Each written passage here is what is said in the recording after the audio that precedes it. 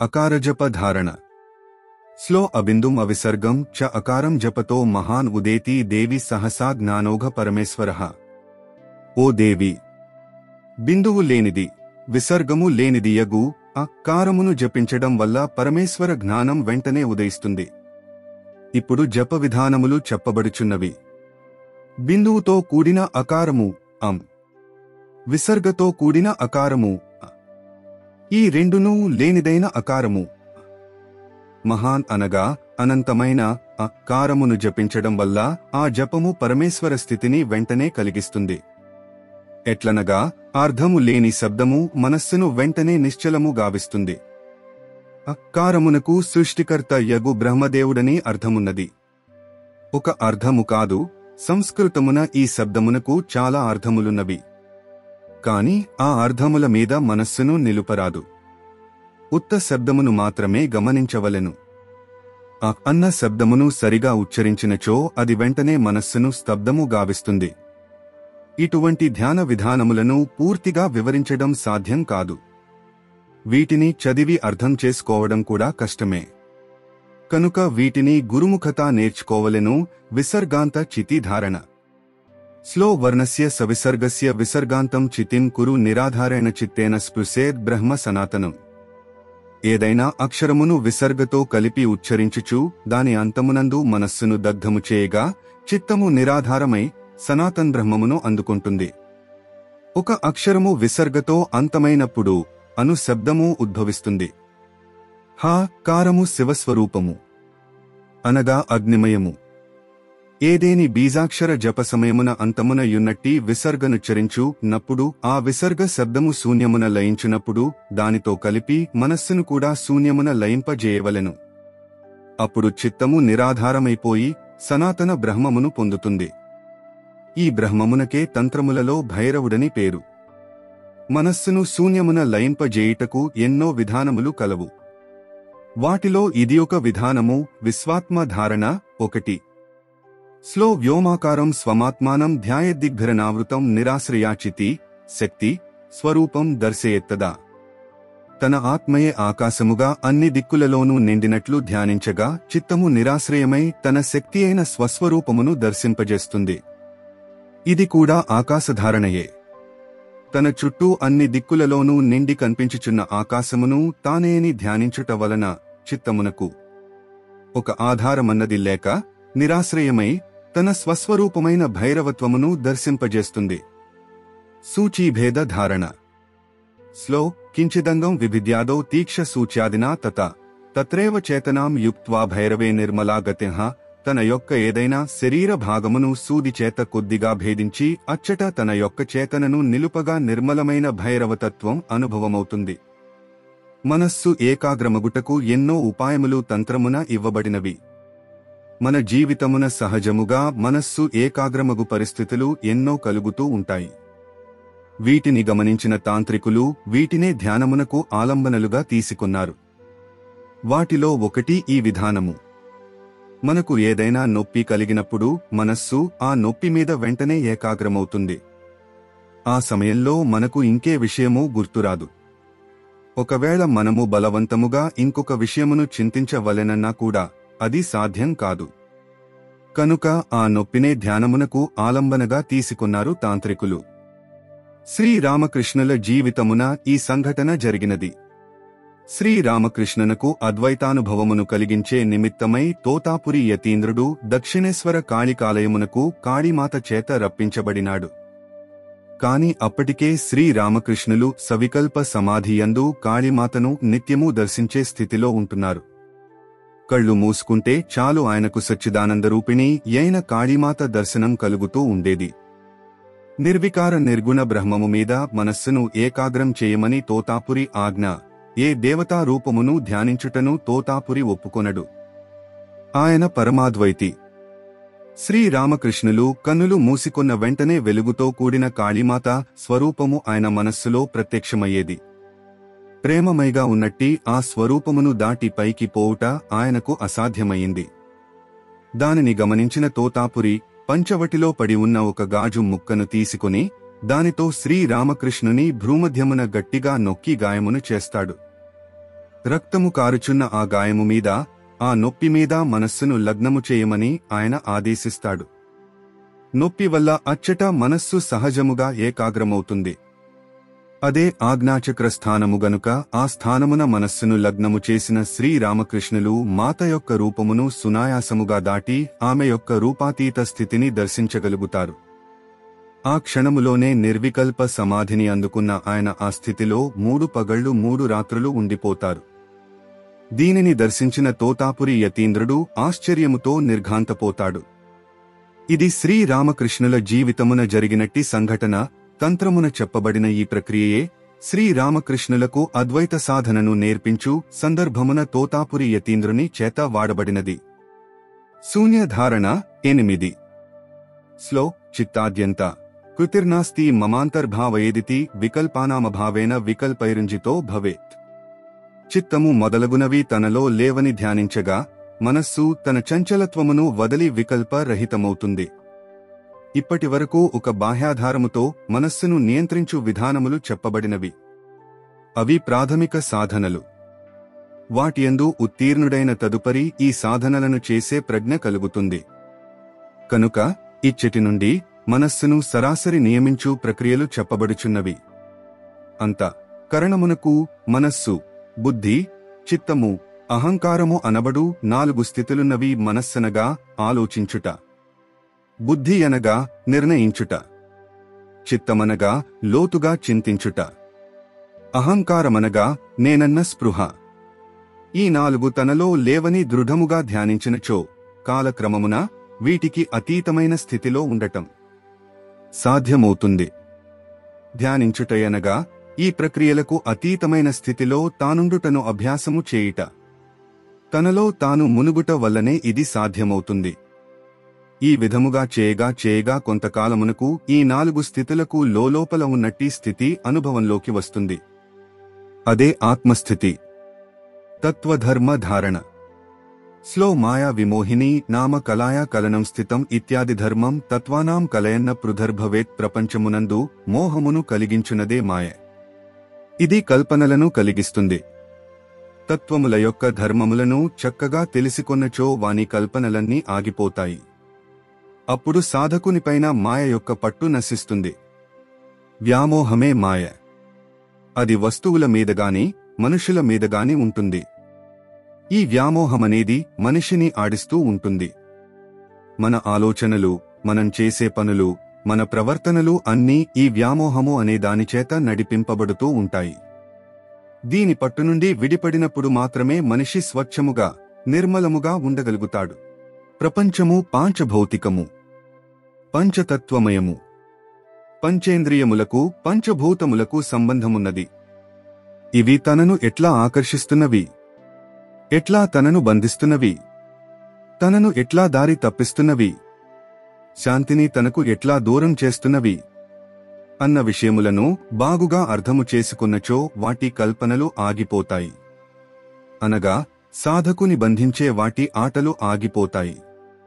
అప్పుడు తనదైన నిర్మల స్థితిలో సాధకుడు ఉండిపోతాడు. మనస్సు తన ఆందోళనను వదలి నిర్మల స్థితిలో ఉంటుంది. అనగా మనస్సు యొక్క కల్లోలము శాంతిస్తుంది. ఇది మాయను జయించే ఒక పద్ధతి. సంకల్ప ధారణ.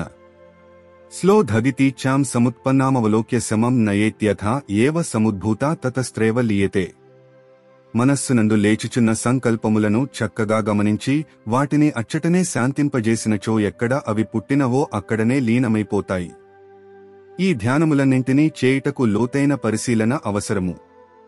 ముందుగా దానిని సంపాదించిన తరువాతనే ఈ ధారణలను అభ్యాసము గావించాలి. అనగా ఒకేసారి ఈ సాధనలను చేయుట ఎవరికీ సాధ్యము కాదు. వీటికి ముందు యమనియమాదులు, ఆసన సిద్ధి, ప్రాణాయామ సిద్ధి మొదలైన కొన్ని అర్హతలను సంపాదించుకుని ఉండాలి. ఆ తర్వాత మాత్రమే ఈ ధారణా సాధనలు సాధ్యమవుతాయి. ప్రతివారికి వారి వారి మనస్సులలో సంకల్పములు కలుగుతూ ఉంటాయి. వాటిని నెరవేర్చుకొనుటకు జీవితమున అనేకమైన అనవసర కార్యములను చేస్తూ ఉంటారు. ఆ సంకల్పములను ఎట్లా ఎదుర్కోవాలి అన్న విషయాన్ని ఈ ధారణ చెబుతున్నది. దీనిలో 2 భాగములున్నవి. ముందుగా సంకల్పము తనలో కలుగుచున్నప్పటి స్థితిని గమనించే నేర్పు ఉండాలి. ఆ తరువాత అది ఎక్కడ నుండి పుట్టినదో అక్కడనే దానిని లయం చేయాలి. అప్పుడు సంకల్పరహిత స్థితి కలుగుతుంది.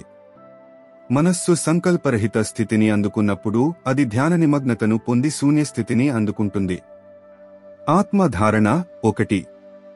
స్లో యదా మమేచ్ఛా నోత్పన్నా జ్ఞానం వా కస్తదాస్మి వై తత్వతోహం తథాభూతస్థలీనస్తన్మనా భవేత్. నా సంకల్పములు నాలో జ్ఞానమును కలిగించనిచో నేనెవడను అని విచారించగా కలుగునట్టి ఎరుకలో లీనుడైనప్పుడు తానే అదిగా మారుతాడు. ఇది కూడా సంకల్ప ధ్యానమే. సంకల్పము మనస్సులో కలిగినప్పుడు దాని ఎరుక మనస్సుకు ఉండదు. దానిని మనస్సు గ్రహించినప్పుడే ఆ సంకల్పము ఏ విషయమునకు చెందినది అన్న జ్ఞానం మనకు కలుగుతుంది. సంకల్పము ఉద్భవించి ఇంకను దాని గురించి మనస్సు చింతించని మధ్య ప్రదేశమున ఉన్నట్టి స్థితి ఏమిటి? అప్పుడే నేనెవరు అని ధ్యానించగా తానును అదే అయిపోయి తాను తానుగా ఉండే స్థితి కలుగుతుంది. ఇది కొంచెము కష్టమైన ప్రక్రియ. లోపల జరుగుచున్న ఈ ప్రక్రియలను అనుభవమున గ్రహించే శక్తి సాధకునకున్నప్పుడు ఈ ధారణలను చేయగలుగుతాడు, లేకుంటే చేయలేడు. ఇది శాంభవోపాయము. ఆత్మధారణ 2. స్లో ఇచ్ఛాయామధవా జ్ఞానే జాతే చిత్తం నివేశయేత్ ఆత్మబుద్ధ్యానన్య చేతాస్తతస్తత్వార్థ దర్శనం. కోరికగాని జ్ఞానముగాని ఎగసినప్పుడు చిత్తమును దానియందే నిలిపి అది ఆత్మయనని ఏకాగ్రముగా ధ్యానించుట వల్ల తత్వారము గోచరమగును. ఒకదానిపైన మనకు కోరిక కలుగుతుంది, దానిని ఖండించరాదు, కాని ఆ పనిని చేయను కూడదు. ఒక విషయమును గూర్చి మనకు జ్ఞానము కలుగుతుంది అంటే అదేమిటో మనకు తెలుస్తుంది. దానిని కోరకూడదు, వద్దని అనకూడదు. ఈ కోరిక ఈ జ్ఞానము రెండూ ఆత్మలోనివే. ఆత్మకు భిన్నమైనవి కావని ఏకాగ్రదృష్టితో ధ్యానించుట వల్ల తత్వదర్శనమవుతుందని ఈ ధారణ చెప్పుచున్నది. ఇక్కడ కూడా 2 విషయములున్నవి. 1. కోరికగాని జ్ఞానముగాని కలిగినప్పుడు అవి కలిగినవని గ్రహించే శక్తి, వాటిని గమనించే శక్తి మనకుండాలి. 2. వాటిలో పడి కొట్టుకుని పోకుండా, వాటిని కాదనకుండా మధ్యలో ఉండి వాటిని చూచే శక్తి ఉండాలి. ఈ 2 ఉన్నప్పుడు 3వ మెట్టుగా ఈ ధ్యానమును చేయగలుగుతాము. ఈ 2 తనలోనివే, తనకంటే బయటవి కావు, తనకంటే భిన్నములు కావన్న స్పృహలో స్థిరముగా ఉండి వాటిని ధ్యానించినచో వాటి తత్వమేమిటన్నది లోపల తెలిసిపోతుంది. దానితో బాటుగా తానేమిటి అన్నది తెలుస్తుంది. ఎందుకనగా మనస్సుకు దాని సంకల్పములకు ఆధారముగా ఉన్నది ఆత్మయే. కనుక ఆయా సంకల్పములను ఆధారముగా చేసుకుని ఆత్మానుభవమును పొందవలెను. దీనినే ఈ ధారణ వివరించినది జ్ఞానశూన్య ధారణ. స్లో నిర్నిమిత్తం భవేద్ధానం నిరాధారం భ్రమాత్మకం తత్వత కస్యచిన్నైతద్ ఏవం భావీ శివ ప్రియే. ఓ ప్రియా, జ్ఞానమన్నది నిరాధారమని, కారణము లేనిదని, భ్రమతో కూడినదని, నిజమునకు అది ఎవరికినీ చెందదని తెలిసినప్పుడు తానే శివస్వరూపుడగుచున్నాడు. జ్ఞానమనగా ఒక వస్తువును గురించిగాని, ఒక మనిషిని గురించిగాని, ఒక విషయమును గురించిగాని మనకు అర్థమగుట లేదా తెలియుట. ఈ జ్ఞానమునకు ఆధారమైనది ఏది? దేని ఆధారముతో ఈ జ్ఞానము నాలో కలుగుచున్నది యని సాధకుడు లోతుగా గమనించాలి, ధ్యానించాలి. అప్పుడా జ్ఞానమునకు ఆధారము లేదని, అది నిరాధారమని తెలుస్తుంది. ఆధారమున్నదని అనుకొనుట భ్రమ మాత్రమే. దాని మూలతత్వమున ఈ జ్ఞానమన్నది ఎవరిదీ కాదని తెలిసినప్పుడు ఆ దర్శన ఫలితముగా శివస్థితి ఉద్భవిస్తుంది. ఈ ధారణ బౌద్ధమున చెప్పబడిన సాధనలకు చాలా దగ్గరగా ఉన్నది. జ్ఞానమునకు ఆధారము ఆత్మయని ఉపనిషత్తులంటున్నాయి. కాని ఈ శ్లోకము అది నిరాధారమని, అది ఎవరికీ చెందదని చెబుతున్నది. అంటే అది శూన్యమే యని అర్థము. ఇది బౌద్ధ భావన. కాని ఈ ధారణ వల్ల తానే శివరూపుడవుతున్నాడని ఈ శ్లోకము చెప్పుచున్నది. చిద్ధర్మ ధారణ.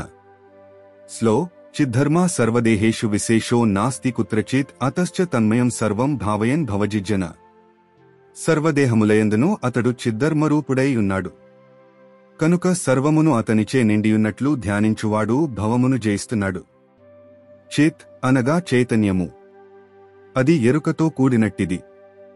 ఆనందమే స్వభావముగా కలిగినట్టిది. దీనినే సచ్చిదానందమని అంటారు. ఈ మూడు ఎల్లప్పుడూ కలిసే ఉంటాయి. ఈ చిత్ అన్నది అన్ని జీవులలోనూ తత్వపరముగా సమానముగానే ఉంటుంది.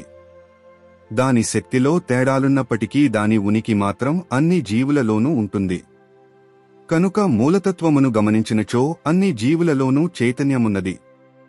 ఈ విషయమును చక్కగా గ్రహించి ఆ చిత్తునందు మనస్సును నిలిపి ధ్యానించిన యోగి ప్రపంచమును జయిస్తున్నాడని ఈ శ్లోకం చెబుతున్నది. భవమనగా ప్రపంచము. ప్రపంచమును జయించడం అంటే ఏమిటి? తానొక రాజు కావడం కాదు. ప్రపంచమంటే ఉన్న వ్యామోహమును, ఏదో పొందాలని, ఏదో అనుభవించాలని ఉన్న కోరికను, పిచ్చిని కోల్పోవడమే ప్రపంచమును జయించడం. తనకు వేరుగా ఏదో ఉన్నదన్న భ్రమలో ఉన్నప్పుడు దానిని పొందాలని కోరిక కలుగుతుంది. దాని కొరకు పరుగు మొదలవుతుంది. అన్నింటిలోనూ ఒకటే చైతన్యమున్నదన్న విషయము అనుభవంలో తెలిసినప్పుడు అతడు దేనిని ప్రత్యేకముగా కోరడు.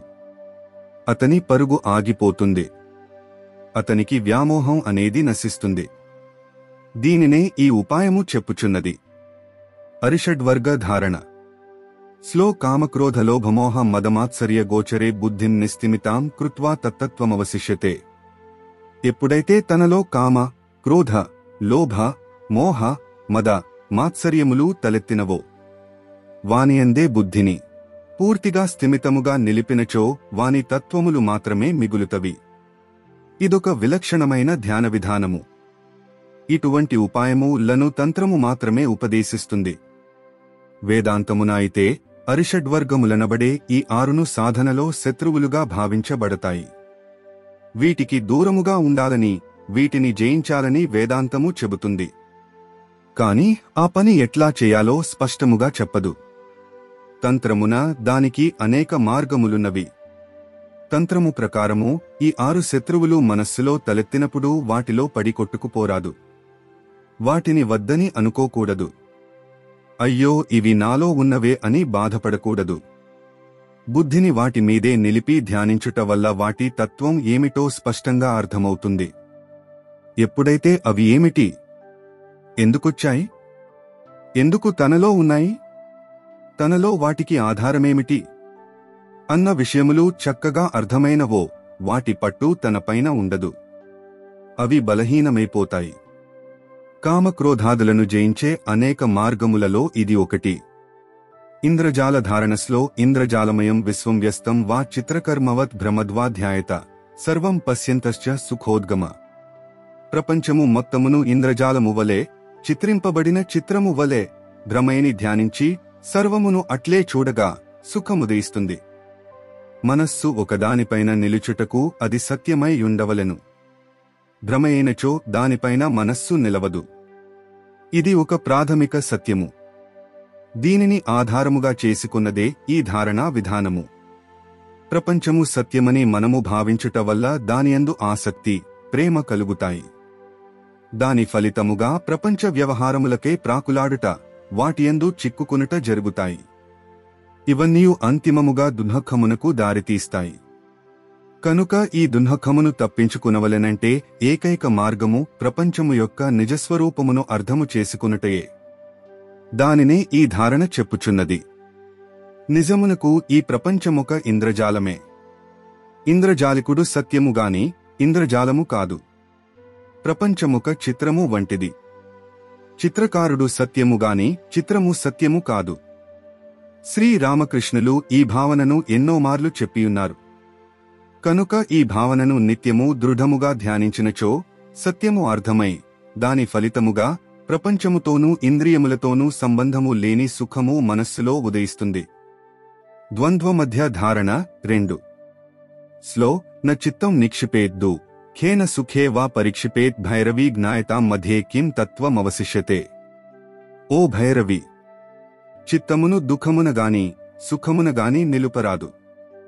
వాని మధ్యలో ఏ తత్వమున్నదో దానిపైననే నిలుపవలెను. ఇది మరియొక చిత్తధారణా విధానము.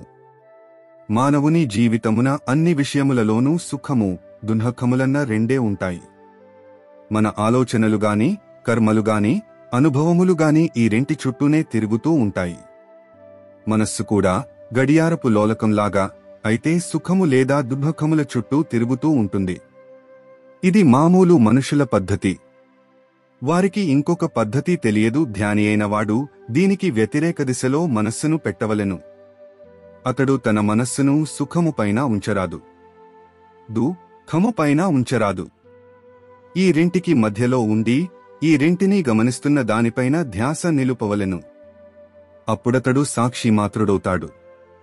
ప్రతిదానికి చలించకుండా అన్నింటినీ సాక్షిగా గమనించగలిగే స్థితి అతనికి వస్తుంది.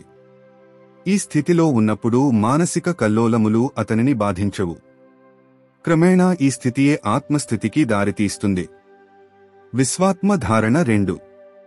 స్లో విహాయ నిజదేహస్థం సర్వత్రాస్మతి భావయన్ దృఢన మనసా దృష్ట్వా నానేక్షిణ్య సుఖీ భవేత్. తాను తన శరీరమునందు ఉన్నానన్న చింతనను మాని నేను సర్వత్రా ఉన్నానన్న భావనలో మనస్సును దృఢముగా నిలిపినచో రెండవదానిని చూడడు. అప్పుడు సుఖీ అవుతాడు. తానే శరీరమన్న భావన అందరికీ సహజముగా ఉంటుంది. ఇది దేహబంధము. కొందరికి మాత్రం తాను శరీరమును కాను అందులో ఉన్నానన్న భావన ఉంటుంది. వీరికి దేహబంధము అంత గట్టిగా ఉండదు. అట్టివారి కొరకు ఈ ధారణ చెప్పబడినది. దీనిలో 2 మెట్లున్నవి. 1. ముందుగా తను శరీరమును కానని, శరీరములో తానున్నానన్న భావనలో స్థిరపడవలెను. ఇది ఆత్మస్థితి అని చెప్పబడుతుంది. రెండవది, శరీరములో యున్న ఈ నేను శరీరమునకు పరిమితము కాదని, విశ్వమంతటా వ్యాపించి యున్నదని దృఢముగా ధ్యానించవలెను. అప్పుడు పరిమితమైన దేహాత్మస్థితి పోయి తానే విశ్వమంతా నిండిన విశ్వాత్మస్థితి కలుగుతుంది. దీనిని విశ్వాత్మస్థితి అని చెప్పవచ్చును. విశ్వమంతా తానే నిండియున్నప్పుడు తానుగాక రెండవది లేదు. కనుక ఎటుచూచినా తను తప్ప రెండవది కనిపించదు. అప్పుడు తనకు సుఖమూ లేదు, దుఃఖమూ లేదు. మామూలుగా మనకు తెలిసిన సుఖదుఃఖములను దాటిన అటువంటి స్థితియే నిజమైన సుఖమని చెప్పబడుతుంది. అంతరాత్మ ధారణ. స్లో ఘటాదో యచ్చ విజ్ఞానమిచ్చాధ్యం వా మమాంతరే నైవ సర్వగతం జాతం భావయన్నితి. సర్వగా ఇచ్ఛతో కూడిన సంకల్పములు అన్నింటిలోనూ సమముగా ఉన్నవని తెలిసినప్పుడు సర్వమయుడవుతున్నాడు. కుండలన్నీయు మట్టితో చేయబడినవే. కుండయన్న దృష్టిని వదలి మట్టియన్న దృష్టితో చూచుట అభ్యాసము గావించవలెను. అట్లే శూన్యమన్నది కూడా కుండలన్నిటిలో సమానముగా యున్నది. అదే విధముగా అన్ని దేహములునూ పాంచభౌతికములే. అన్నింటిలోనూ ఉన్న చైతన్యమన్నది ఒక్కటే. అదే విధముగా సంకల్పములన్నవి అన్ని జీవులకు సమానములే. ఈ విధముగా ధ్యానించుట వల్ల తానొక ప్రత్యేకుడనను భావము నశించి సర్వమయత్వము సహజస్థితి సిద్ధించుచున్నది. జిల్లెళ్లమూడి అమ్మగారు బంగారు గాజు దృష్టాంతముతో దీనినే చెప్పియున్నారు. గాజు అన్న దృష్టితో చూచినచో అది రాజు అనిపిస్తుంది. అది బంగారముతో తయారు చేయబడినది కావున బంగారము అన్న దృష్టితో చూచినచో బంగారమే అనిపిస్తుంది. బంగారము కూడా మట్టిలో నుండి వచ్చి మట్టిలో కలియునదే అని అర్థమైనప్పుడు మట్టి అనిపిస్తుంది. మట్టి అన్నది కూడా సృష్టిలో భాగమైనదే. కనుక దానికి మూలమైనదేదో అదే అనుకున్నప్పుడు అదే అనిపిస్తుంది. కనుక చూచే దృష్టి మారినప్పుడు ఒకే గాజు గాజుగా, బంగారముగా, మట్టిగా, మట్టికి మూలమైన దానిగా ఇన్ని విధములుగా తోస్తుంది. అందుకనే అమ్మ దృష్టి మారితే సృష్టి మారుతుంది అనేవారు. గ్రాహ్య గ్రాహక ధారణ. స్లో గ్రాహ్య గ్రాహక సంవిత్తి సామాన్య సర్వదేహినాం యోగినాంతు విశేషోస్తి సంబంధే సావధానత. తెలిసికొనబడునది, తెలిసికొనువాడు అను ఈ జ్ఞానం అందరు జీవులకు సమానమే. యోగులందు ఈ సంబంధము విశేషముగా ధ్యానించబడుతుంది. ప్రపంచమంతయు ద్వంద్వమయమే. దీనినే కర్త కర్మ అని చెప్పవచ్చును. తినువాడు తినబడునది, చూచువాడు చూడబడునది, వినువాడు వినబడునది, వాసన చూచువాడు వాసన చూడబడునది, స్పర్శించువాడు స్పర్శించబడునది యని పంచేంద్రియముల విభాగమును బట్టి ఈ ప్రపంచమున సర్వము రెండుగా కలవు. ఈ రెంటి మధ్యనున్నట్టి క్రియా మూడవదిగా ఉన్నప్పటికీ ఈ శ్లోకమున దానికి ప్రాధాన్యత చెప్పబడలేదు. గ్రాహ్యము, గ్రాహకుడు అనే 2 మాత్రమే చెప్పబడినవి.